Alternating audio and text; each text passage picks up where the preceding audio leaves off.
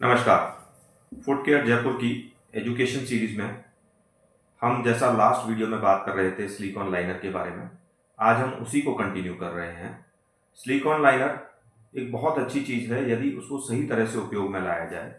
यदि उसको गलत तरीके से या गलत चीज़ों के साथ उपयोग में लाया जाएगा तो ये बहुत परेशान वाली सबब हो जाती है। इसमें लोगों को कई बारी बड़ी इरिटेशन होती है, खुजली होती है, अनेक प्रकार की खिंचाव होते हैं, स्टम्प में सॉफ्ट टिश्यूज में पेन होता है, अब्रेजन्स हो जाते हैं, ब्लिस्टर्स हो जाते हैं, कई चीज़ें हो जाती हैं। उन सब से मुक्ति पाने के लिए या उन सब से को अवॉइड करने के लिए, उन सब के हिसाब से ठीक रहने के लिए हमें कुछ बातों का विशेष रूप से ख्याल रखना आवश्यक है। पहला, फिट एंड अलाइनमेंट। जो सिलिकॉन का लाइनर आप चूज करते हैं बेस्ड ऑन सस्पेंशन, किस तरह का सस्पेंशन सिस्टम आप यूज कर रहे हैं। सस्पेंशन सिस्टम आपका रैचेट लॉक भी हो सकता है, सस्पेंशन सिस्टम आपका वैक्यूम वॉल भी हो सकता है, और सस्पेंशन सिस्टम बेल्ट सस्पेंशन या टीएस बेल्ट सस्पेंशन भी हो सकता है। सो उसमें हमें फिट और अलाइनमेंट को बहुत अच्छे तरीके से एक प्रोस्थेटिस्ट को देखना चाहिए। ये सब काम प्रोस्थेटिस्ट के होते हैं, उनकी राय और उनकी प्रोफेशनल गाइडेंस में ही सिलिकॉन लाइनर का सिलेक्शन किया जाना चाहिए। सो पहली चीज, प्रॉपर साइजिंग होनी चाहिए। साइजिंग यानी स्टम्प, आपकी स्टम्प के अनुरूप हमें सिलिकॉन का लाइनर जो होता है उसकी साइजिंग चूज करनी चाहिए। ये बहुत ही क्रूशियल और बहुत ही इंपॉर्टेंट फैक्टर होता है। उसके बाद जब हम उस लाइनर को पहनते हैं, जब पहन रहे हैं तो उसको हमें प्रॉपर तरीके से उसका प्लेसमेंट करना चाहिए, यानी उसको नीचे से स्लाइड करना चाहिए, रोल करना चाहिए। कुछ लोग क्या करते हैं, उसको पुल करने की कोशिश करते हैं। पुल नहीं करना है, it has to be rolled over the stump. जब स्टम्प के ऊपर रोल करेंगे तो नीचे कोई वैक्यूम या पॉकेट नहीं बनना चाहिए। It should be wrinkle free. जब आपने सिलिकॉन लाइनर पहन लिया, उसके ऊपर प्रोस्थेसिस को आप डॉन करने की तैयारी कर रहे हैं, तो उसमें कोई रिंकल्स नहीं होने चाहिए। ठीक है। सब उसके बाद जो सबसे इंपॉर्टेंट चीज होती है वो ये होती है कि कई बारी बहुत से मरीजों में हमने ऑब्जर्व किया है कि बहुत से मरीजों में वॉल्यूमेट्रिक चेंजेस होते हैं ड्यूरिंग द डे।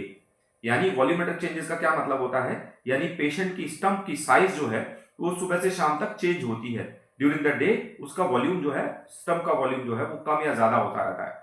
सो ऐसे केसेस में हमें उसको ऑब्जर्व करना पड़ेगा या किसी सही प्रोस्थेटिस्ट की राय से उसको सॉर्ट आउट करना पड़ेगा कि उसमें हमें क्या इफेक्टिव सॉल्यूशन उसके हिसाब से प्लान करना चाहिए। ये रहा फिट और अलाइनमेंट की बात। उसके बाद हम कहते हैं कंफर्ट एंड स्किन केयर, यानी हमारी चमड़ी की और हमारे कंफर्ट की, हमारे आराम की लाइनर के साथ हमें किन किन चीजों का ध्यान रखना चाहिए जिससे हम उसका केयर कर सकें।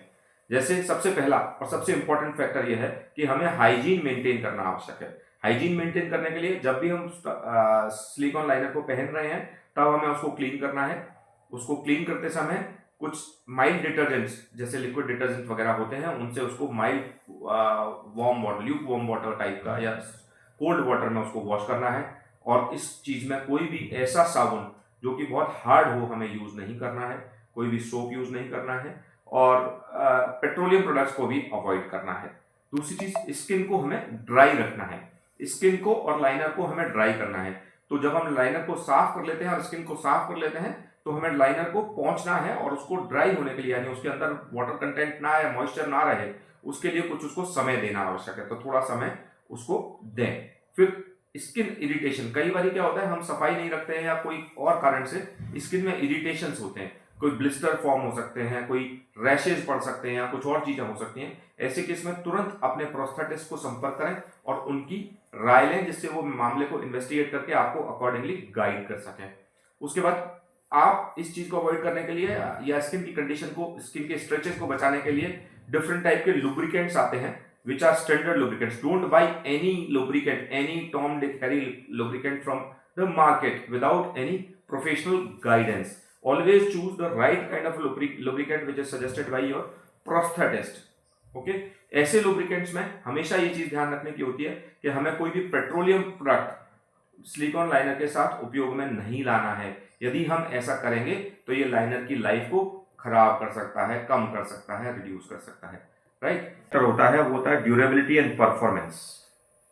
ड्यूरेबिलिटी और परफॉर्मेंस में हम जो कंसिडर करते हैं, पहली चीज हम बोलते हैं कि अगर आपको लाइनर की लाइफ ज्यादा बढ़ानी है तो rotate the liners. You can have multiple liners of same type, same category, same specifications and multiple rotate कर सकते हैं उनको। रोटेट करने का मतलब हुआ आज मैंने एक लाइनर पहना, कल दूसरे लाइनर को, पहले लाइनर को रेस्ट कर दिया, दूसरा लाइनर कल पहना, फिर परसों पहले वाले लाइनर को फिर से पहना। उससे लाइनर को मेंटेनेंस के लिए पूरा समय मिल जाता है, ड्राई होने के लिए समय मिल जाता है और लाइन की ओवरऑल लाइफ जो है वो बढ़ जाती है। दूसरा फैक्टर होता है स्टोर प्रॉपरली। प्रॉपरली स्टोर करना चाहिए हमें लाइनर को।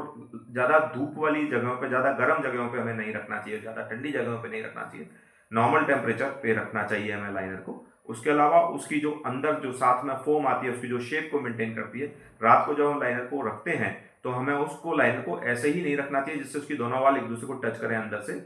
उसकी जगह उसके फोम को उसके अंदर इंसर्ट करके रखना चाहिए जिससे उसकी शेप मेंटेन रहे।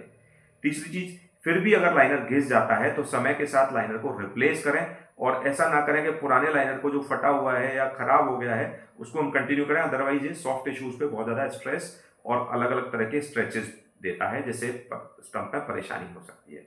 और सबसे आखिरी पॉइंट, जो प्रोफेशनल गाइडेंस है, हमेशा हमें if we are using a liner, prosthetic liner, we should always be in touch with a competent prosthetist who is a professionally qualified prosthetist। हमें रेगुलर विजिट करनी चाहिए, प्रोस्थेटिस्ट की विजिट्स हमारी regular होनी चाहिए और उनसे हमें समय समय पर अपने लाइनर का और अपनी प्रोस्थेसिस का असेसमेंट करवाते रहना चाहिए कि अगर उसमें कोई चीज़ की आवश्यकता है तो वो हाथ के हाथ होती रहे। उसको ब्रेक डाउन मेंटेनेंस की जगह हमें प्रिवेंटिव मेंटेनेंस लाइनर के साथ रखनी चाहिए। उसके अलावा कई बार ऐसा होता है कि कुछ लाइनर्स हमें सूट नहीं कर सकते हैं। ऐसा बहुत रेयर होता है बट हजारों में से एक केस में ऐसा भी होता है जहाँ पे लाइनर हमें जो मटेरियल है वो हमें सूट नहीं करता है। तो उस केस में हम लाइनर के मटेरियल को चेंज कर सकते हैं। जैसे हम जेल लाइनर ले सकते हैं, सिलिकॉन लाइनर ले सकते हैं या यूरिथेन लाइनर ले सकते हैं। इस तरीके से प्रोस्थेटिस्ट की सलाह के साथ आप लाइनर के मटेरियल को भी चेंज कर सकते हैं। मुझे आशा है कि ये आपको वीडियो पसंद आया होगा और इसमें आपको काफ़ी जानकारी मिली होगी। यदि आपके लाइनर से रिलेटेड कोई क्वेश्चंस हैं तो आप उनको हमारे से पूछ सकते हैं। हम कोशिश करेंगे कि हर लाइनर में आपको जवाब दें, आपके क्वेश्चंस को जवाब दें और आप उससे आपको सोल्यूशन मिल सके। इसके अलावा यदि आपको ये पसंद आता है कि किसी पर्टिकुलर टॉपिक पे आपको कोई वीडियो चाहिए तो वो भी आप हमारे चैनल पे हमें बता सकते हैं, जिससे हम उसी हिसाब से आपके लिए नेक्स्ट वीडियो लेके आ सकते हैं। Thank you so much.